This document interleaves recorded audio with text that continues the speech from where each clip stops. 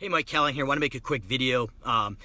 Big question this week for a lot of the deep dives I've been doing with other lawn care and home cleaning companies is how do I create public accountability in my business and get the team to buy in? So one of the things we did at Callahan's Lawn Care that had huge success for public accountability was having a dry erase board basically in the shop that listed our actual versus budgeted time for each team member and a plus and minus system for compliments and complaints internally based on our production manager going out and doing QC, as well as from our external customers, obviously our normal customers, compliments or complaints. What made me actually think of this is I was at a local grocery store, Wegmans. I'm going to attach a picture to this post after I'm done live so you can actually see how they tackled it. But they had done it seamlessly, and it was very similar to what we did at Callahan's. So we had the top winners. Names actually had pictures on there, which I really liked, but their standard wasn't budget versus actual, but it was actually how many pieces of grocery per minute they could process in bags, so they could scan it and put it in the bag. But they had set a threshold. So I guess it actually was very similar to budget versus actual. And it was there for every employee to see right in the front of the store, as well as the actual consumers. So it listed the winners and I guess some of the people that I won't say losers, but not performing. So we had public accountability with the actual apples to apples comparison for how many pieces they process per minute. And so a lawn care home cleaning company is going to be budget versus actual with compliments versus complaints for quality standards. You have production with quality.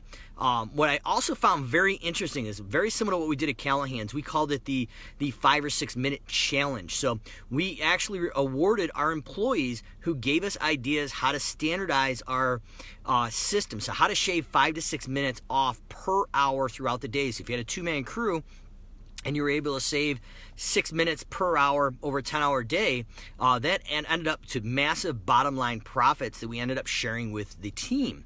So what they did at the grocery store is the bottom left-hand side, they had the weekly tip to be more productive.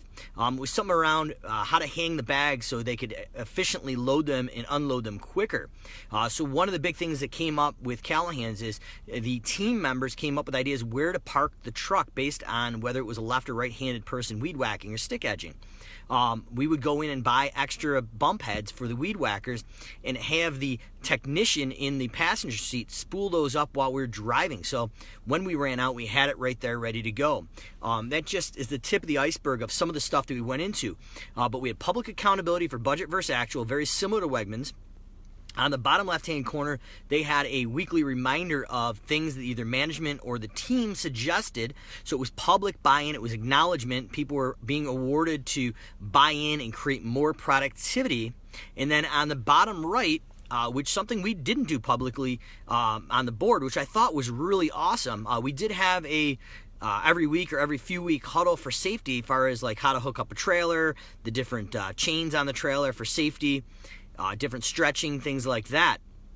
And as we evolved, that was something that we got better at, but we weren't great at it. But the bottom right hand of this board they had at the grocery store was their weekly basically health tip, stretching, whatever that may be, but it went around a safety program. So obviously that's huge because we want to create a safe environment for our team, but I have a sneaky suspicion that really helps out in an audit trail or in an audit for your insurance and workers' comp as well. So 3 takeaways today. If you want to build public accountability, I recommend having complete transparency, whether it's in the field or the office, of what you're tracking and how you track it with an actual non-emotional number. So actual versus budgeted time as a percentage. So if we hit our budgeted time, it's 100%.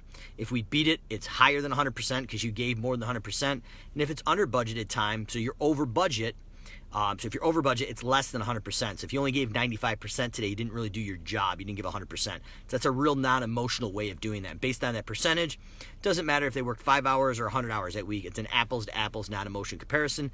So the way in the picture I'm dropping below this here after I get off is the grocery store had this up top. The bottom left was productivity tips that the team suggested for buy-in, very similar to what we did at Callahan's. And on the bottom right of the board was safety program tips, stretching, and different things that they're going over that must have been important to them for workman's comp and employee safety. So employee buy-in right now, culture are huge right now because this labor market's not getting any better. And if we can go out and create a culture and go out and hire to that cultural fit, we will have success. And every time we didn't do that at Callahan's, it was a disaster. But when we went in and had cultural alignment right from the interviewing and pre-screening, that's when we had the right people on the right seats on the bus. So a good question would be, is one of the things we always believed in is we'll do what we'll say we'll do. So right off the bat, before we ever got to the interview, Christine in my office a lot of times would ask, how do you feel about someone who says they're going to call you back but doesn't call you back? Now, if they go on a rant and tell you how they absolutely despise someone who says they're going to call you back and they don't, well, to me, that's a cultural alignment. They believe in some of our core values. So as we're doing public accountability and team buy-in, it doesn't hurt going into the slower season of most businesses now to go out and start defining that mission, vision, values, because it's going to be even more important as this millennial workforce continues to evolve. We need cultural buy-in, cultural alignment, and a fit. And built into that culture, I would recommend, if it's something you guys believe in, public accountability for actual versus budgeted with a quality constraint of compliments and complaints, or wherever else you manage that.